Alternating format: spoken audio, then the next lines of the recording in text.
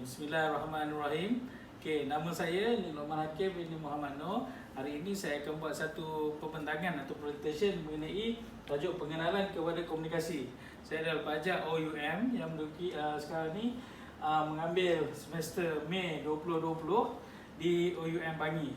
Okey, baiklah, kita teruskan kepada slide presentation seterusnya. Okey. Tajuk pada hari ini adalah saya akan membentangkan berkaitan dengan komunikasi. Baik, pengenalan kepada komunikasi secara dasarnya. Okey, ini saya ambil berdasarkan Wikipedia, di mana komunikasi bermaksud atau boleh ditakrifkan sebagai satu proses perpindahan maklumat, perasaan, idea dan fikiran seorang individu kepada individu atau sekumpulan individu yang lain.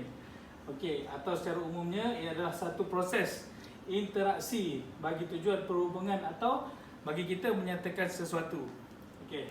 Seterusnya, sebenarnya komunikasi ini boleh dibahagikan kepada dua.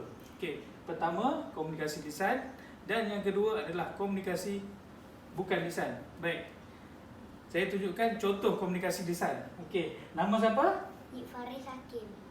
Kuat-kuat. Nik Faris Hakim bin Nik Luqman Hakim. Okey. Darjah berapa? 1. Okey, ini adalah satu contoh kepada komunikasi lisan di mana ia menyebut dan juga memperkatakan dan menyampaikan mesej tentang sesuatu. Okey.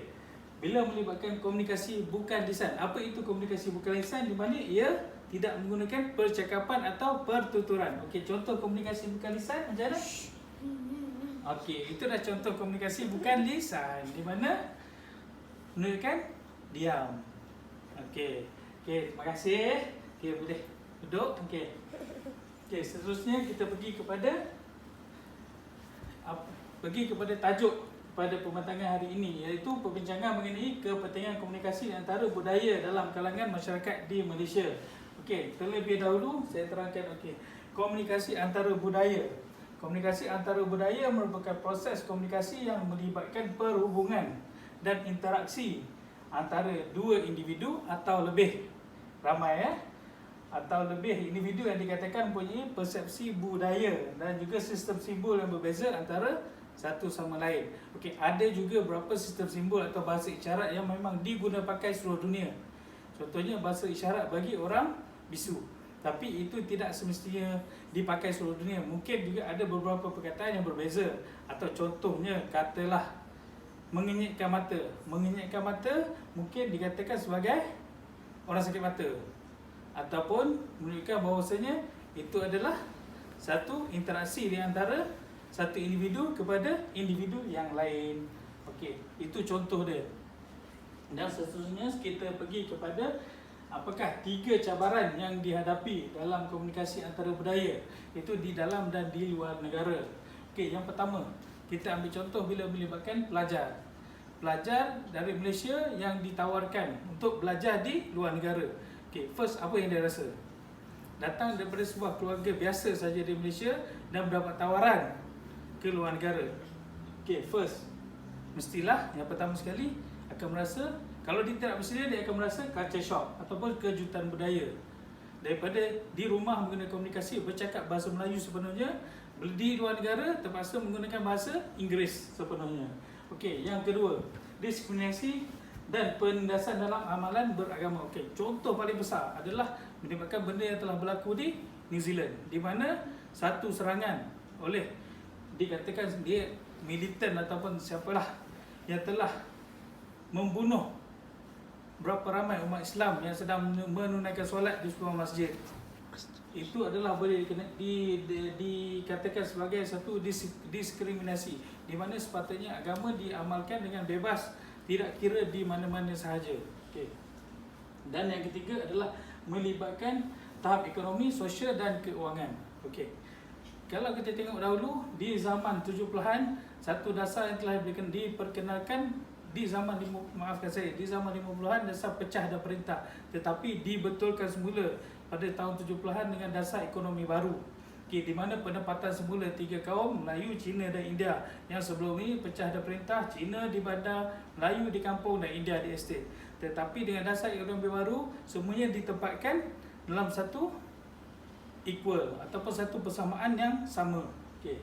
Dan yang ketiga Okey, itu saya rasa kita boleh ke peringkat seterusnya. Okey, yang keempat adalah 3 poin mengenai sejauh mana komunikasi antara budaya dalam kalangan masyarakat Malaysia begitu berkesan. Okey, pertama adalah jati diri dan semangat untuk mempertahankan negara. Esok kita akan menyambut ulang tahun Hari Kebangsaan atau Hari Kemerdekaan Malaysia 31 Ogos. Okey, dan seterusnya Malaysia juga merupakan sebuah negara yang kaya dengan budaya.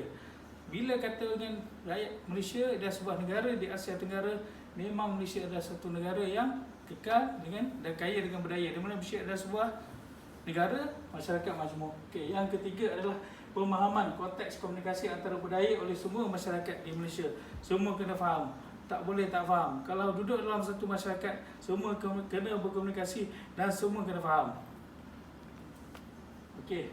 Dan seterusnya bagi memperbaiki kemahiran komunikasi, pertama sekali adalah polisi kerajaan. Sebagaimana polisi yang diperkenalkan dan diamalkan oleh kerajaan Indonesia, Thailand dan Filipina, di mana mereka meletakkan bahawasanya bangsa adalah negara. Bangsa Indonesia, bangsa Thailand, bangsa Filipina. Semua nama mereka tidak ada identiti nama lain melainkan bangsa tersebut sahaja. Okey, dan seterusnya adalah pendidikan dari rumah. Pendidikan dari rumah adalah kita mengajar anak-anak untuk berkomunikasi dan juga menghormati antara satu sama lain.